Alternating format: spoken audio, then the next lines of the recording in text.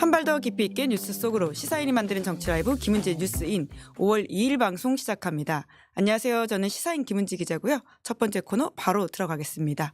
쏟아지는 뉴스에 어떻게 반응해야 될지 알려드리는 시간 뉴스 리액션인데요. 어김없이 김영하 기자 찾아왔습니다. 안녕하세요. 안녕하세요. 네, 그리고 목요일이 왔습니다. 목요일에 김민아. 목요일 저기 팅커벨이라는 이렇게 댓글까지 있습니다. 네. 팅커벨이요? 네, 제가 한 말은 아니고요. 댓글에 그렇게 있더라고요.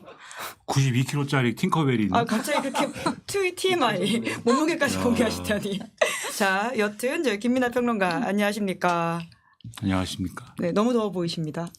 오늘 더워요. 네, 자전거 오늘도 타고 왔냐 이런 질문을 하시는 분도 계시더라고요. 자전거 그렇죠. 자전거를 타고 왔죠. 네, 더 이상 돈이 없어서 자전거를 타야 됩니다. 아, 너무 슬픈 이야기. 벌써 슬픔이 리액터 시작되는 건가요? 자, 얼른 첫 번째 키워드 들어가겠습니다. 네? 다 잘리고 돈이 없고 뭐 어떻게 합니까 제가 이제. 자, 더 열심히 저희랑 방송을 하시죠. 자, 첫 번째 뉴스. 네, 최상병 특검법의 운명은 네, 조금 전 국회 본회의에서 이제 최상병 특검법이 통과가 되었습니다. 네, 이태원 참사 특별법도 조금 전 국회에서 여야 합의하에 통과가 됐는데요. 최상병 특검법의 경우 국민의힘 의원들이 퇴장한 가운데 민주당 주도로 통과되었습니다. 본회의가 열리기 직전까지 최상병 특검법을 안건으로 올리냐 마냐를 두고 팽팽한 대치 상황이 이어졌는데요.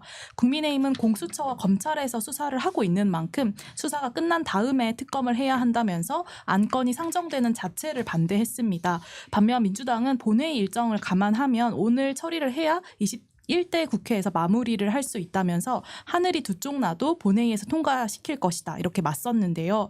당초 공개된 본회의 의사 일정에는 최상병 특검법은 포함되지 않았습니다. 이 본회의 도중 민주당 의원 142명이 최상병 특검법을 추가로 상정해서 마지막 안건으로 심의해야 한다는 내용을 담은 의사 일정 변경 동의안을 제출했는데요. 이에 김진표 국회의장이 이 안건은 21대 국회 임기 내에 어떤 절차를 거치든지 마무리가 되어야 하기 때문에 표결 처리를 하겠다 이렇게 대답을 했고 국민의힘 의원이 퇴장한 가운데 민주당 의원 168명의 동의로 통과되었습니다.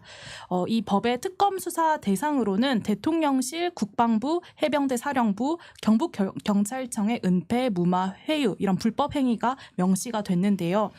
이제 윤석열 대통령이 거부권을 행사할지에 관심이 쏠리고 있습니다. 윤재욱 원내대표는 이 백브리핑에서 법안 내용을 볼 때 거부권을 결의할 수밖에 없다고 본다 이렇게 밝혔습니다.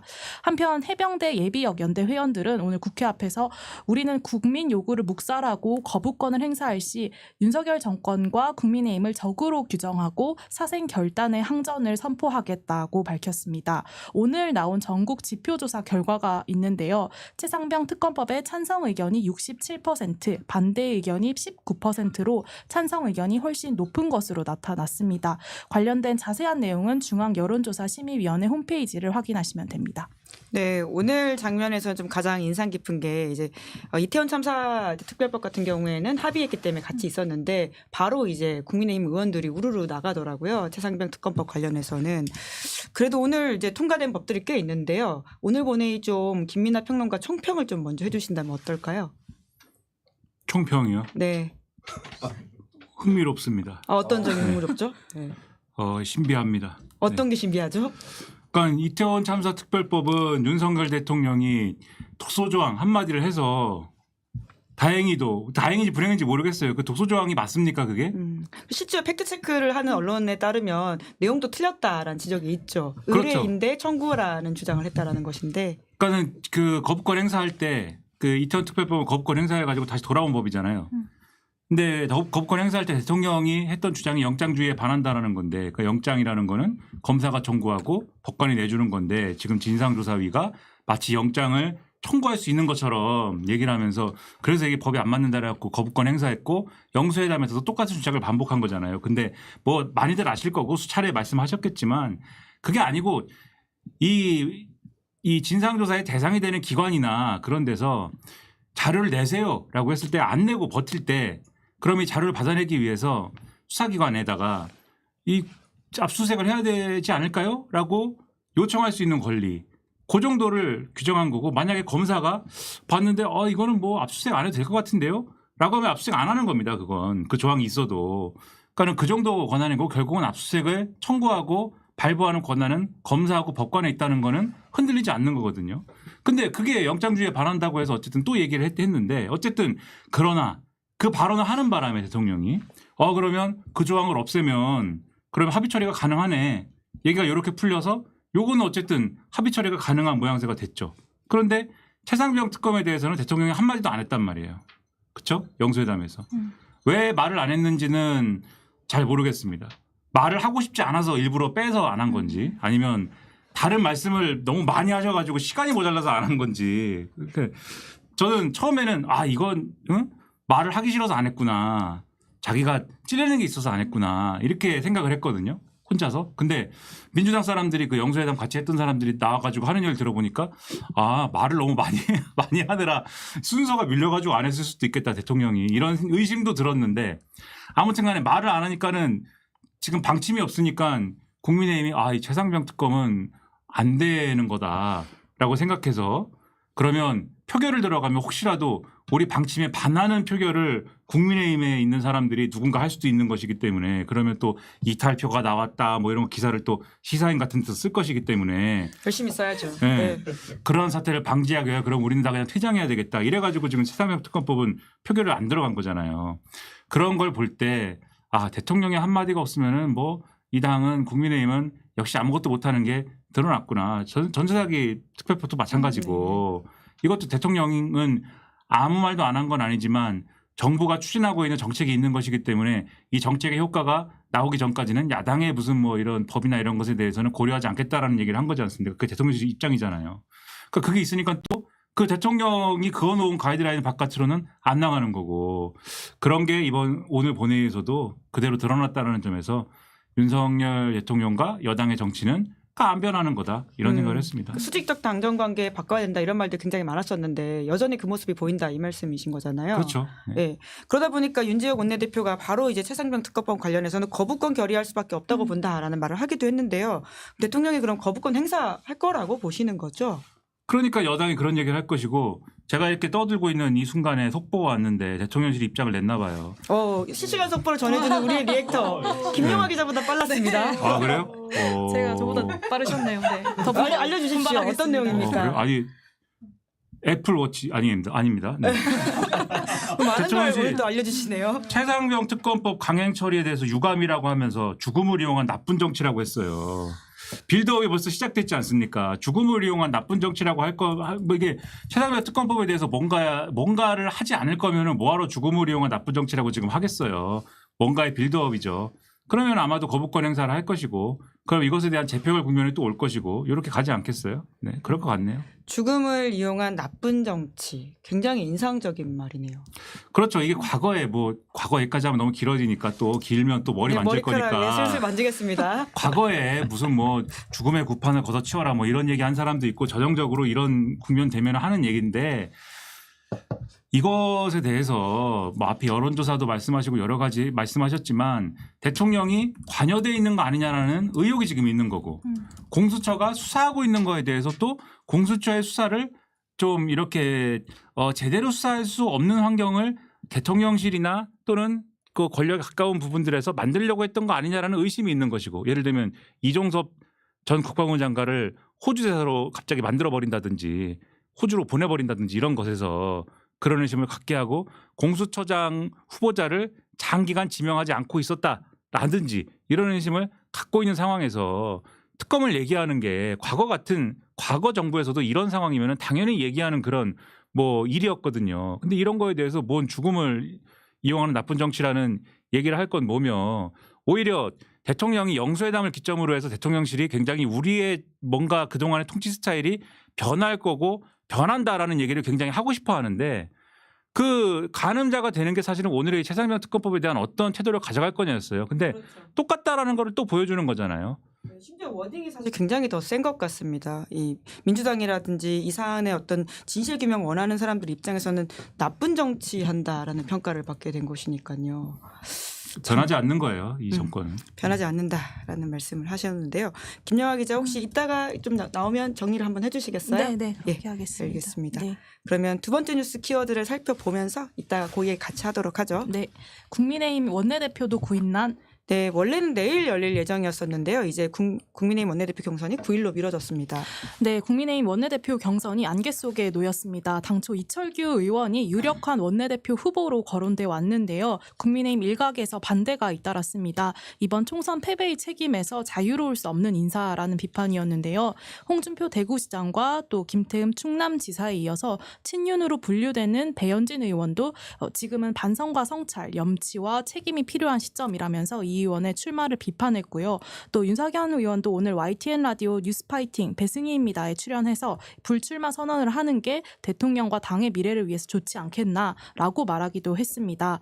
당내 반대 기류가 세지자 불출마 관측도 나오고 있는데요. 어제 이철규 의원은 거취와 관련한 질문에서 나보다 나은 사람이 하면 된다는 이야기를 일관되게 해왔다라면서도 지금까지 원내대표 선거와 관련해 어떠한 결정을 하거나 입장을 밝힌 적이 없다라고 밝혔습니다.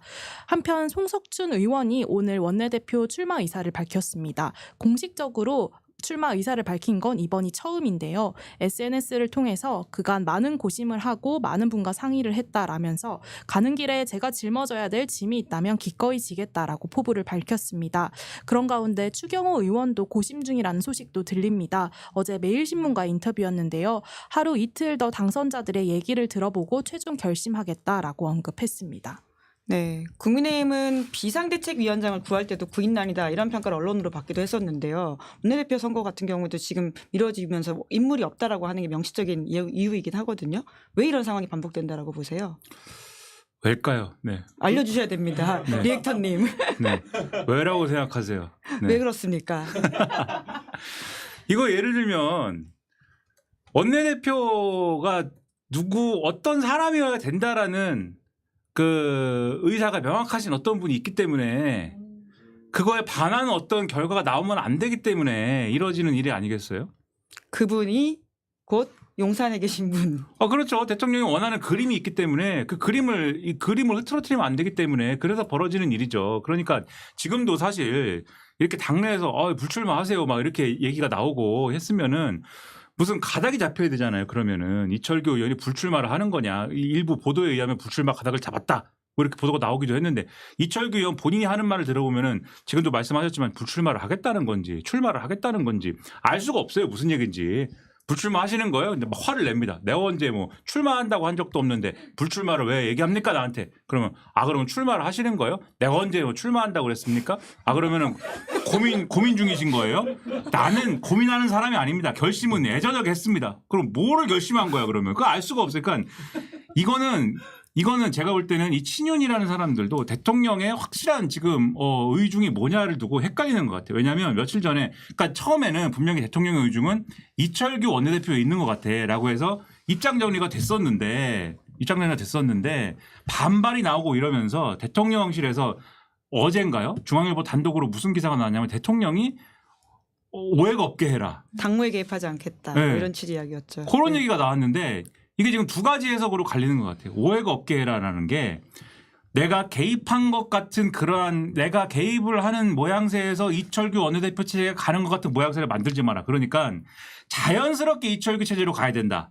이런 얘기인 건지 아니면 아예 이철규 체제를 접고 다른 사람으로 해라. 이 얘기인 건지 이 두 가지 해석이 갈리는 것 같아요. 그래서 한쪽에서는 이봐 이렇게 오해가 있으니까 다들 지금 나올 수 있는 사람 다 나오라고 해서 공정한 경쟁을 펼친 끝에 이철규 원내대표가 당선되는 것처럼 해봐. 이렇게 하는 쪽에 한 기류가 있는 것 같고 다른 한쪽 기류는 그냥 이철규 원내대표는 주저앉히고 다른 우리 친윤 후보로 해가지고 그게 뭐 누가 됐든 박대출 의원이 됐든 뭐 송석준 의원이 됐든 누가 됐든 간에 이렇게 해가지고 다른 대체제를 세워가지고 한번 해봐. 제가 볼 때는 이게 아직 정리가 안 된 거 아닌가 내부적으로. 그래서 이렇게 애매한 스탠스로 가는 거 아니냐. 근데 결론은 어쨌든 누가 되든 간에 친윤 원내대표가 쥐고 가야 된다라는 큰 틀은 지금 있는 것 같아서 그리고 친윤 원내대표가 쥐고 가야 되는데 비윤 중에 누군가는 거기에 대해서 페이스메이커를 해줘야 된다. 요거를 가지고 얘기하는 것 같아서 이것도 사실은 그동안의 기조가 지금 바뀌고 하는 구도는 아닌 것 같다. 일부에서는 이번 기회를 통해서 비윤 원내대표가 탄생해가지고 좀 다른 뭐 원내 전략을 세워야 되는 거 아니냐를 얘기하는지 모르겠지만 별로 그런 내부적인 대세가 그런 기류도 가는 것 같지는 않아요. 그래서 역시 변하지 않는 거고 윤석열 대통령으로부터 내려오는 그런 어떤 의향이라는 거는 뭐 역시 똑같은 것 같다. 그런 생각입니다. 참패를 하고도 그러니까 윤재욱 원내대표 말에 따르면 쇠몽둥이라고 하지 않았습니까? 그래도 안 변한다. 안 변했다. 그렇죠. 예. 네. 참 특히나 이제 친윤 지도부를 꾸려야 된다라고 하는 중요한 것 중에 하나가 이제 최상병 특검법에 대한 재의결 혹은 22대 국회의 문제일 텐데, 그러니까 방금 이제 대통령실이 비서실장을 통해서 낸 입장을 좀 김영환 기자 좀 더 자세히 알려주겠어요? 네, 조금 전 4시 50분에 정진석 비서실장이 브리핑을 했는데요. 일단 민주당이 최상병 특검법을 일반 강행 처리한 것에 대해 대단히 유감이다라고 얘기하면서 공수처와 경찰이 이미 본격 수사 중인 사건임에도 야당 측이 일방적으로 주도하는 특검을 강행하려는 것은 진상규명보다 다른 정치적 의도가 볼 수밖에 없습니다라고 말했습니다. 또 일방적인 입법 폭주를 심각하게 대통령실은 바라보고 있다라고 하면서 여야가 힘을 합쳐 민생을 챙기라는 총선 민의와 국민 명령을 정면으로 거스르는 것이다. 그리고 아까 말씀하셨던 그 최상병의 안타까운 죽음을 이용해서 정치적으로 악용하려는 나쁜 정치다라고 이야기를 했습니다. 그러면서 향후 엄중하게 대응할 것입니다라고도 밝혔습니다. 네, 그러니까 여야가 힘을 합쳐 민생을 챙기라는 총선의 민의와 국민 명령을 정면으로 거스르는 것이 오늘의 이제 최상병 특검법 통과다라고 하는 게 대통령실의 규정이네요. 어떻게 규정. 네. 규정. 규정인 것 같은. 아니 규정이라고 했는데 억지로 규정이라고 지금 네. 가짜뉴스의 달인 아닙니까? 규정이라고 한 것 같은데. 네. 근데 제 생각엔 규정이지 않을까? 네, 뭐 아무튼. 아니 오후 4시 50분에 규정을 한다고요? 네, 지금 거꾸로 얘기하는 것 같아요, 대통령실이. 네, 거꾸로 얘기하는 것 같다. 네. 알겠습니다. 자, 세 번째 뉴스 가보죠. 네, 대통령실 이전이 물가 관리보다 중요? 네, 오늘 좀 눈에 띄었던 뉴스인데요. 한국일보가 윤석열 정부가 썼던 일반 예비비 내역 입수해서 보도했습니다. 네, 한국일보에 따르면 윤석열 정부가 일반 예비비를 대통령실 이전과 해외 순방에 가장 많이 쓴 것으로 확인됐습니다. 일반 예비비는 일종의 국가 비상금인데요. 2022년 내역을 보면 용산 이전 경비 이 명목으로만 총 3차례 예비비가 편성됐고 또 청와대 개방 운영 경비까지 포함하면 약 650억 원의 예비비를 썼습니다. 당선자 시절 496억 원이면 청와대와 국방부를 충분히 이전할 수 있다라고 했지만 그를 훨씬 넘는 비용인 건데요. 뿐만 아니라 2023년에는 외교 활동을 위한 예비비만 6차례 편성했습니다. 정상 및 외교 활동 경비 지원이라는 명목으로 328억 원이 이제 편성이 됐는데 여기에 운영비와 경호비 같은 여러 재반 비용까지 합치면 총 532억 원이 넘습니다. 그에 비해 물가 대응은 농축수산물 할인 지원으로 2022년에는 500억 원, 2023년에는 225억 원을 썼습니다. 이를 두고 야당에서 비판이 이어졌는데요. 조국 혁신당 강미정 대변인은 농축산물 할인 지원과 물가 대응보다 해외 순방에 쓴 예비비가 더 많다면서 원칙도 염치도 없다라고 지적했습니다. 또 민주당 한민수 대변인은 국가의 예비비는 대통령 개인을 위한 돈이 아니다라면서 국민께는 건전 재정을 강조하며 긴축을 강요했단 말인가 건전 재정을 외치면서 부끄럽지도 않냐라고 비판했습니다. 네, 워낙 신문 열심히 읽으시잖아요. 요새 더욱더 열심히 읽는다 이런 말씀하신 적이 있는데 이 보도는 어떻게 좀 보셨어요? 이거 오늘 한국일보 예. 한국일보 보도잖아요. 예. 네. 조중동 위주로 읽으시는 건가요? 왜 한국일보 보도를? 아니요, 한국일보 보도다. 네, 시간이 많아서 열심히 읽는다. 네. 네. 한국일보 보도에 보면은 예비비를 어떤 경우에 써야 되는지에 대한 3가지 원칙이 있다라고 나와 있어요. 네, 보도에 포함되어 있어요. 그래서 예측하지 못한 상황이 발생을 해가지고 긴급히 여기서 써야 되거나 아니면은 다음 연도 예산 편성을 기다릴 수 없을 만큼 어떤 시급하게 써야 되는 어떤 상황이거나 아니면은 계속되는 사업에 예산 투입을 하고 있는데 애초에 잡아놓은 예산이 그러한 예측할 수 없는 상황들 때문에 바닥이 나가지고 추가적인 어떤 예산 소요가 필요하거나 이런 경우에 예산을 지출해야 될 때 예비비를 쓰는 건데 근데 예비비를 너무 자의적으로 쓴다라는 거에 대한 어떤 비판이나 이런 거는 사실 이전 정부에서도 그런 비판들이 있었거든요. 근데 이 기사의 핵심 뭐냐면 그런 거를 고려해도 이번 정부가 특이하다는 거예요. 특이하고 이례적이다. 이런 거에 대해서 이 용산 대통령실 이전, 그다음에 해외 순방, 물가 관리 이런 거에 들어가는 거에 더해서 그다음에 이 기사를 구체적으로 보시면은 그동안 이 정부가 비판받았던 거 있잖아요. 가령 지난번에 잼버리 뭐 이렇게 그렇게 된 거에 대해서 막 지출해야 되는 것들, 그러니까 정책 실패 때문에 또 예비비로 지출해야 됐던 것들이 같이 이 기사에 다 포함되어 있거든요. 그러니까 이게 뭘 의미하냐면 예비비를 이렇게 좀 뭐랄까 주먹구구로 막 쓰고 이런 것들은 그만큼 이 국정이라는 거를 계획적으로 처음부터 잘 이렇게 이 국정 계획을 세우지 않고 다분히 어떤 일어나는 상황에 대해서 임기응변의 방식으로 나름대로 좋게 얘기하면 융통성을 발휘하는 거겠지만 임기응변의 방식으로 막 뭘 막다 보니까 그 외교라는 것도 마찬가지고 그런 방식으로 하다 보니까 가령 후쿠시마 오염수 이런 것과 대응 관련 예산이나 이런 것들 예비비에서 나간 거 이런 거 다 있거든요.